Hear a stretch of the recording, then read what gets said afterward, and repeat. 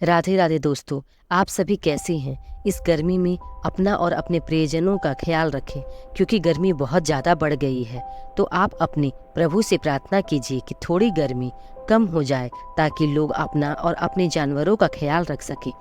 दोस्तों, भगवान ने यह संसार बनाया है और इस संसार में हम आकर प्रभु भक्ति न करें, ऐसा बिल्कुल मत कीजिए। अपने हर दिन में कुछ समय अपने इष्ट देव के साथ बिताइए, फिर देखिए कितना अच्छा लगता है।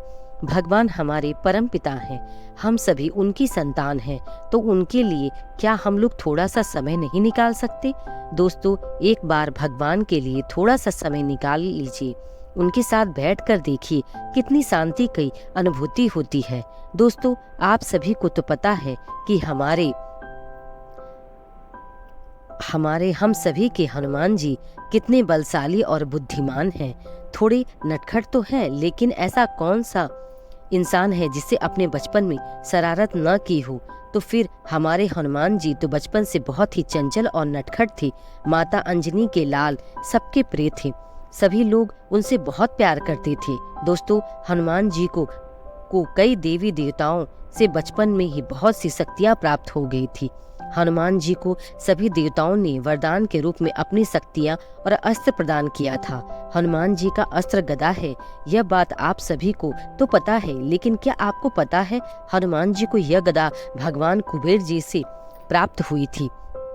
गदा में कई प्रकार की शक्तियां विद्यमान थी, इसके प्रहार से आज तक कोई भी नहीं बच पाया है। दोस्तों, आपने बाल्यकाल में अर्थात अपने बचपन में हनुमान जी तो बहुत ही शक्तियां मिल गई थी, लेकिन वो बच्चे ही तो थे। कभी कभी वो अपनी शक्तियों से कुछ नादानियां अर्थात मस्ती कर देते थे।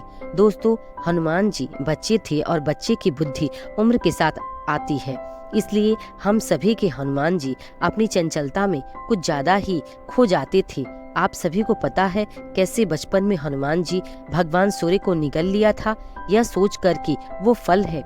बालक बुद्धि ऐसी ही होती है। हनुमान जी वो कभी किसी बगीचे में जाकर फल खा जाते थे और बगीचे को तहस नहस कर देते थे, तो कभी किसी के गोद में बैठ जाते थे, तो किसी के वस्त्र लेकर दूसरी जगह रख देते थे। उन्हें कोई पकड़ भी नहीं पाता था। हनुमान जी इतनी शरारती थे कि वो ऋषि मुनि के आश्रम में घुस जाते थे। कभी उनके कमंडल का पानी गिरा देते थे, तो कभी मुनियों के कपड़े फाड़ देते थे। हनुमान जी की शरारती बढ़ती जा रही थी। तब ऋषि मुनि ने उनकी अर्थात हनुमान जी के माता पिता के पास जाकर उनकी शिकायत की। हनुमान जी के माता पिता ने उन्हें बहुत समझाया कि ऐसा नहीं करती, लेकिन हनुमान जी तो बहुत चंचल थी, वो कहाँ मानने वाले थे।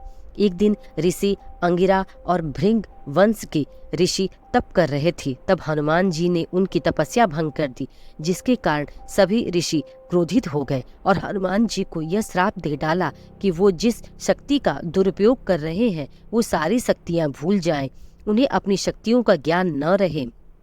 श्राप के मिलते ही सभी मुनि से माफी मांगने लगे। हनुमान जी बच्चे हैं, उन्हें माफ कर दीजिए। तब ऋषि मुनियों ने यह कहा कि उचित समय पर उन्हें उनकी सारी शक्तियां कोई याद दिलाएगा, तब उन्हें अपनी सारी शक्तियां याद आ जाएंगी। दोस्तों, आप सभी को पता है हनुमान जी समुद्र पार कर के गए थे माता सीता की खोज के लिए, तब उन्हें अपनी शक्तियों को याद नहीं थी। तब अंगद और जामवंत जी ने हनुमान जी को उनकी शक्तियां याद दिलाई थी। तभी तो हमारे हनुमान जी समुद्र को एक क्षण में ही लांग गए थे और लंका पहुंचकर माता सीता का पता लगाया था। उसके बाद हनुमान जी को अपनी सारी शक्तियां याद आ गई थी और श्री रामचंद्र जी की मदद की रावण को पराजित करने में। दोस्तों, कभी कभी हमें पता ही नहीं होता कि हमारे अंदर क्या खूबियां हैं, इसलिए आत्म मंथन कीजिए और अपने हुनर को पहचानिए। दोस्तों, आपको मेरी यह कहानी कैसी लगी? अगर अच्छी लगी हो तो प्लीज मेरे चैनल को लाइक, शेयर और सब्सक्राइब करें। प्रेम से बोलिए राधे राधे।